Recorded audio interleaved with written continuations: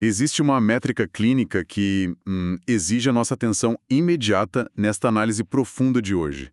Estamos falando da possibilidade documentada de reduzir o risco geral de câncer após os 50 anos em expressivos 61%.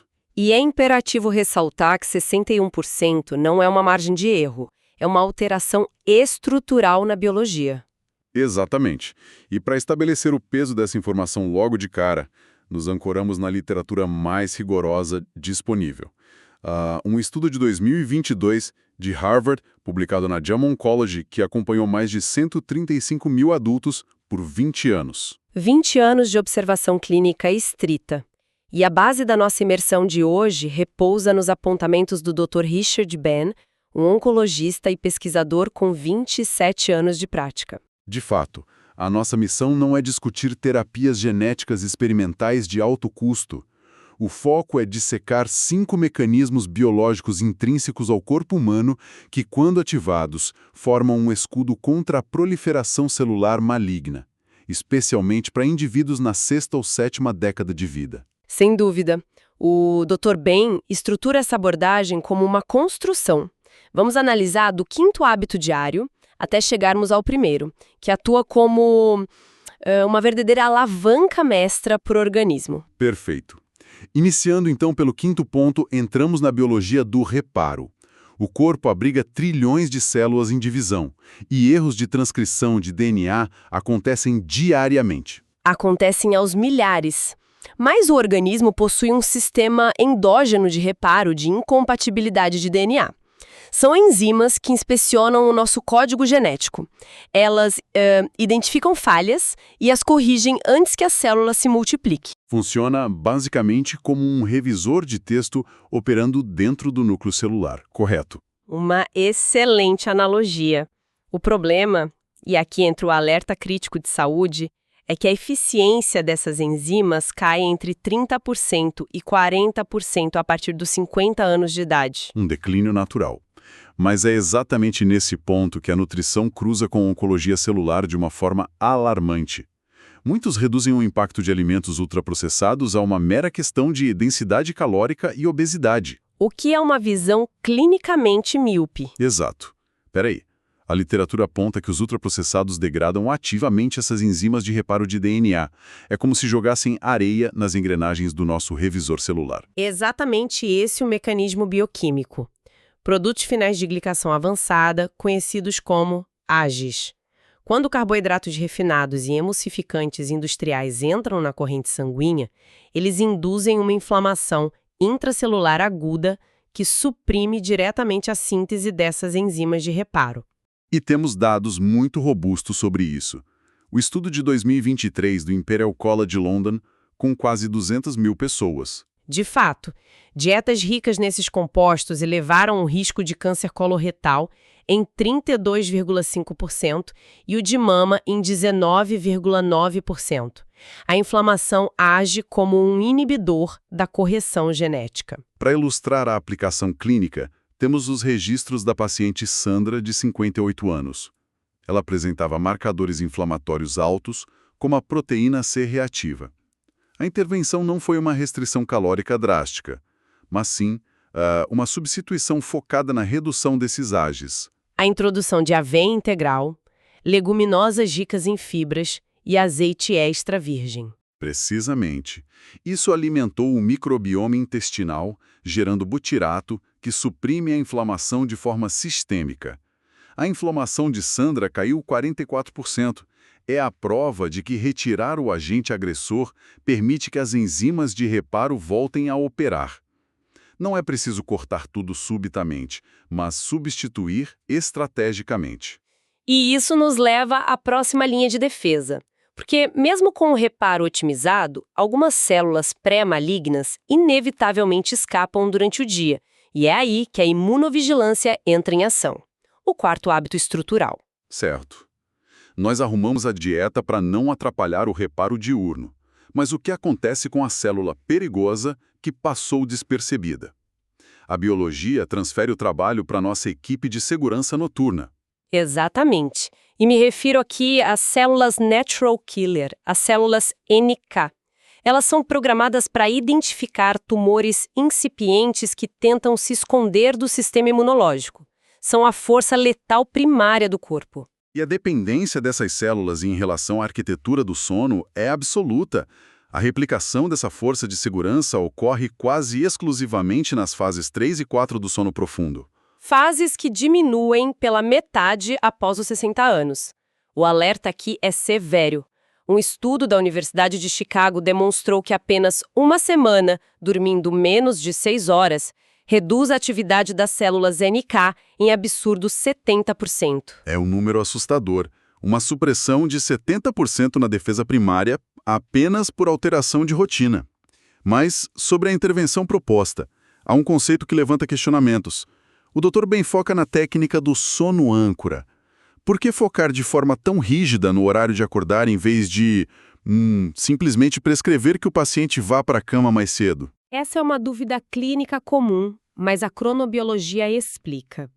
O relógio biológico central no hipotálamo é calibrado não por fechar os olhos à noite, mas pela primeira exposição da retina à luz matinal. O horário de despertar ancora todo o ritmo circadiano. Compreendo. Se a pessoa acorda em horários aleatórios, a liberação de melatonina à noite fica completamente errática. Exato, fragmentando a arquitetura essencial do sono profundo. O caso do paciente Robert, de 63 anos, ilustra perfeitamente essa dinâmica endócrina.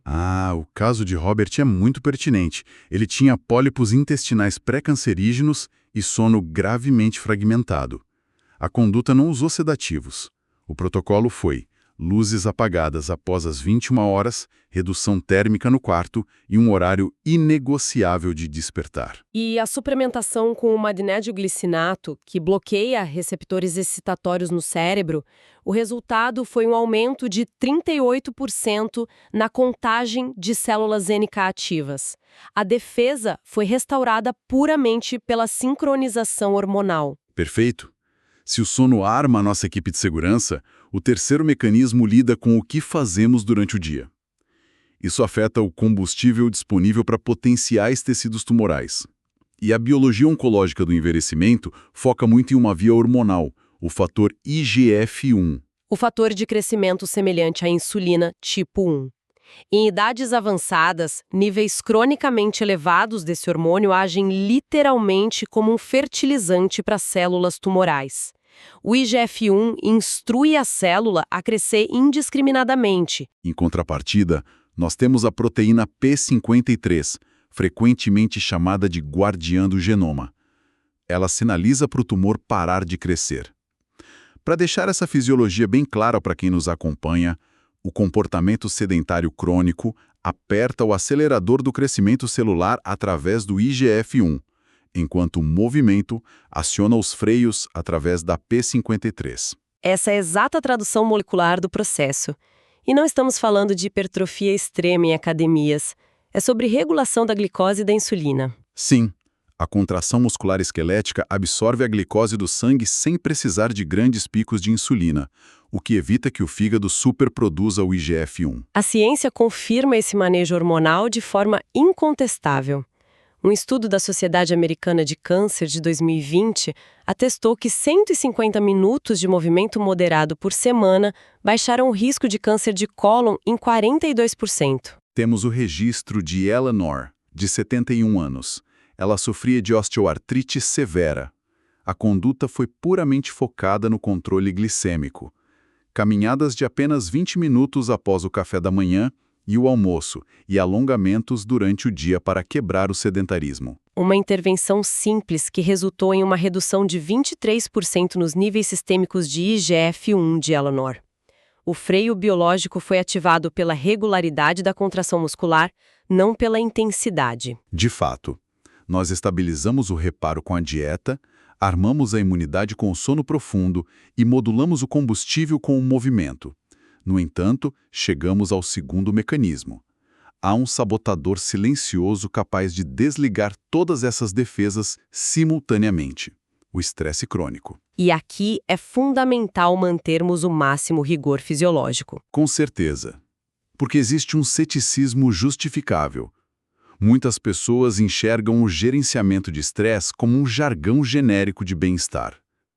Em termos oncológicos, como exatamente uma tensão mental se traduz na biologia física de um tumor? A transdução ocorre através do eixo HPA, que regula as glândulas adrenais.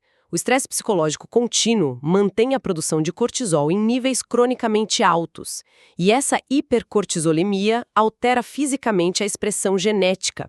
Ela suprime, por exemplo, genes BRCA1 e BRCA2, que discutimos no processo de reparo do DNA. Ah, então o estresse desliga o reparo ativamente. E vai além, porque ele ativa uma via inflamatória conhecida como NF-κB. Perfeitamente. A ativação crônica do NF-κB é catastrófica, porque, em condições normais, uma célula humana com dano irreparável recebe a ordem para cometer suicídio celular programado, a apoptose. Mas a via inflamatória gerada pelo estresse emite sinais que instruem essa célula danificada a se recusar a morrer. Ela confere uma espécie de imortalidade patológica à célula potencialmente cancerígena.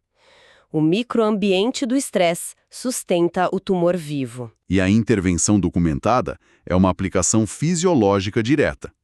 O paciente David, de 66 anos, possuía marcadores inflamatórios graves. O protocolo exigiu 12 minutos diários de respiração profunda no padrão 478, combinada com engajamento social. Apenas isso, em uma cadeira silenciosa. E a justificativa biológica é que essa respiração profunda estimula mecanorreceptores nos pulmões. Eles ativam o nervo vago. O nervo vago secreta acetilcolina, que age como um freio imediato na produção de cortisol. O resultado em David foi uma queda de 31% na inflamação sistêmica. Vamos entrando na biologia da autofagia. Certo. O corpo entrando em um estado regulado de autolimpeza. Exato. A autofagia é mediada pelos lisossomos, mas ela depende de uma sinalização específica. No nosso cenário atual, comendo desde cedo até tarde da noite, mantemos a via celular MTO ativada continuamente. É a via de crescimento celular e absorção de nutrientes. O que impede a ativação da via oposta, a via ANPK, que é o sensor de falta de energia da célula? Em adultos mais velhos, essa alimentação constante causa um declínio de 50% na autofagia. Então, usando uma analogia estrutural, é como se a via ANPK fosse o encarregado que autoriza a entrada da equipe de limpeza pesada da célula. Mas como o nosso corpo está sempre digerindo comida, o escritório metabólico nunca fecha e os funcionários da limpeza nunca conseguem trabalhar. É uma representação exata do colapso celular moderno. Organelas danificadas, proteínas mal dobradas e células senescentes se acumulam, fornecendo a base tóxica para a carcinogênese. A única forma de permitir a limpeza é através da restrição temporal da alimentação. A literatura aponta para a janela de 14-10. 14 horas de jejum contínuo com uma janela alimentar de 10 horas. O estudo referencial de 2022 demonstrou que essa prática reduz os danos estruturais ao DNA em impressionantes 37%. 14 horas de jejum noturno fisiológico esgotam o glicogênio no fígado, isso desliga a via MTO e aciona a via AMPK, liberando os lisossomos para reciclarem as células pré-malignas. Os dados do paciente Michael, de 61 anos, são a evidência final dessa dinâmica. Diagnosticado com displasia no cólon, ele não fez contagem calórica restritiva. Apenas interrompeu a alimentação estritamente às 18 horas e a retomou às 8 da manhã. Esse ajuste temporal aumentou seus marcadores de autofagia em 53%. E a biópsia subsequente confirmou a resolução morfológica da displasia intestinal.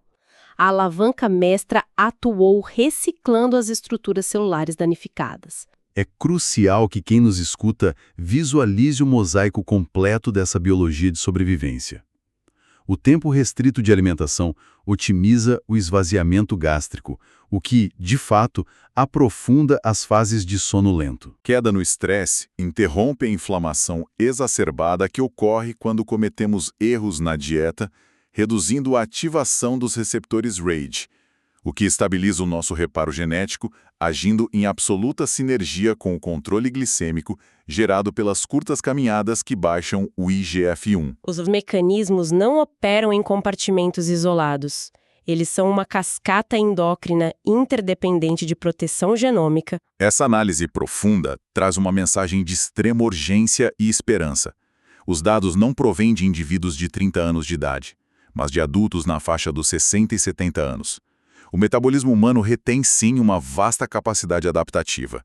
A resiliência biológica responde aos comandos que emitimos diariamente através da rotina. O corpo idoso não tem o destino selado pela idade cronológica. O microambiente celular dita o risco oncológico. Exato. E, ao encerrarmos esta discussão altamente baseada em dados rigorosos, precisamos propor uma reflexão profunda a quem nos acompanha. Se escolhas metabólicas primárias, como o simples fato de cerrar a mastigação às 18 horas ou executar uma caminhada de 20 minutos, podem reconfigurar a expressão do nosso genoma e afastar a progressão tumoral, há uma premissa maior a ser desafiada. Precisamos seriamente nos perguntar: será que o que a sociedade chama e aceita de forma passiva como o declínio natural do envelhecimento não seria, em grande parte, apenas o acúmulo patológico de danos celulares que durante décadas nós simplesmente esquecemos de dar tempo e o ambiente fisiológico correto para o nosso corpo limpar? Fica esse alerta médico e essa provocação biológica para análise.